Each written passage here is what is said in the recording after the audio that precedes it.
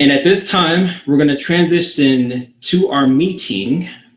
We are talking about spring cleaning for success. I like the way that Sunshine added that on. That wasn't actually a part of my original theme, but we're going to go with that, because if we don't have things organized and ready, we're not going to be able to go after the success and the triumphs and the things that God has put on our heart if we don't have some things in order, organized, clean, and orderly. So the Bible talks a lot about different aspects of that.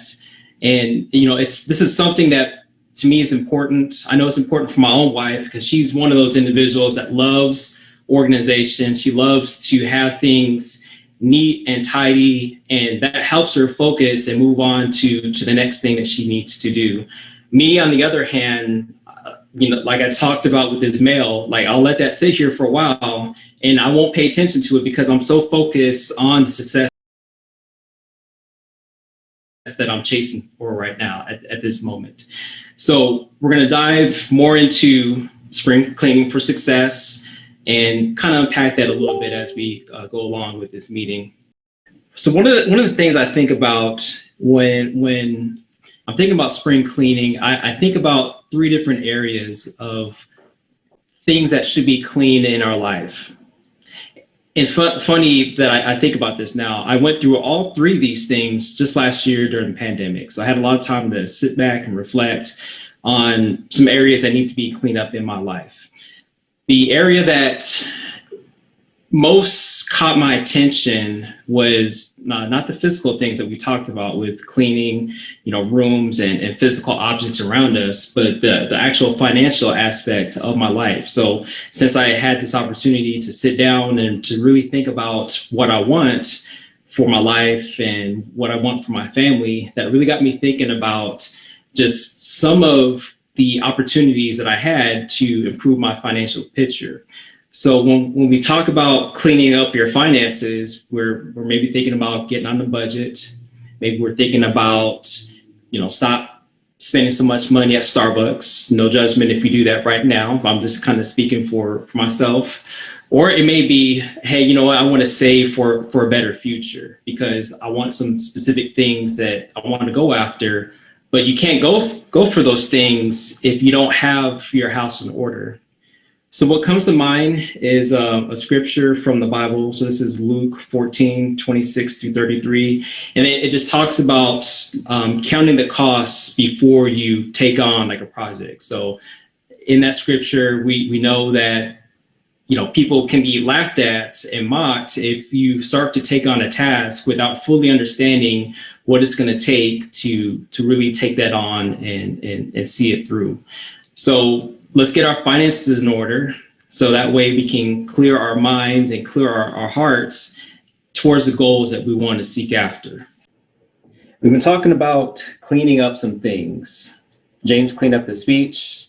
We cleaned up some things in our hearts so far. And we need some work to do with some of the other things that we're holding on to. And if you notice too, this whole spring cleaning thing for success, it all starts within here. So one of the things I love, there's a quote that I'm paraphrasing. I'm gonna send it out to you guys here separately after this. But they talk about how the inside of your mind is like a reflection of like your reality. So just think about that. If it's cluttered, if it's disorganized, if it's a mess in here, then that reality is going to reflect in our space. So how important is it to make sure that we have everything cleaned up, tidied, and in order, so that way we can move to the things that God has called us to do. So I think that's pretty important. The other thing I want to leave with you here too is a scripture. So the scripture comes to mind. This is coming from Psalms 51, verse 7. And it talks about getting cleaned up from the inside. So it says, and this is coming from New Living Translation, "Purify me from my sins, and I will be clean. Wash me, and I will be whiter than snow." how clean is snow? How pure is snow? I mean, that's the most purest form of an element that you can get. Nothing cleaner than that. And that takes me back to about 15 years ago. I've shared this story with a couple of you all here before in Toastmasters, but 15 years ago, I thought I was cool. I thought I had my stuff together. I didn't think I had any issues. But God had some other plans for me, and he sent me to Iraq. So 15 years ago, I'm sitting there thinking like, Lord, I was good. I had my wife, we newly married, was living in Ohio, dealing with some snow. Why on earth did you send me halfway across the world when I thought I was good?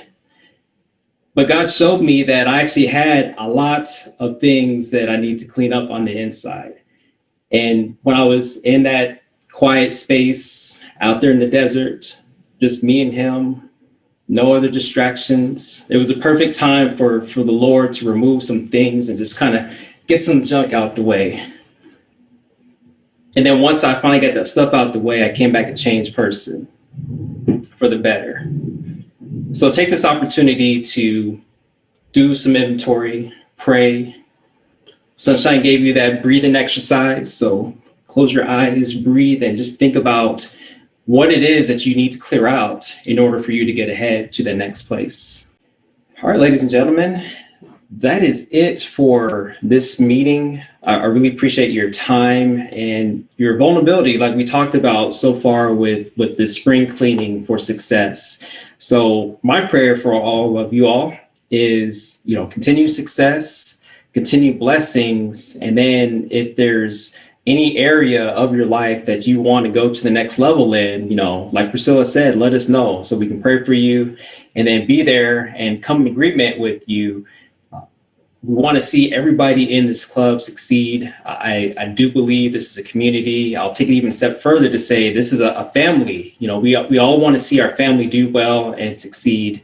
And, when we take the tools that we have from this club and apply them, there's no telling what God will do for us, especially since we're all coming together and doing things in his name. So I thank you very much again for your time. And we're going to transition now to some closing remarks and some announcements.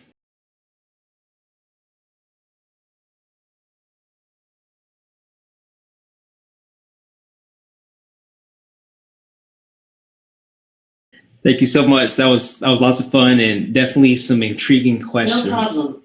I'm happy to help. Alexa wants to participate too, apparently. All right, so moving along. I'm not sure. Yeah, stop that. All right. See, James told me to silence those noisemakers. I didn't think about this one in the corner here. So yeah, next time I'll be ready. Now it's time to transition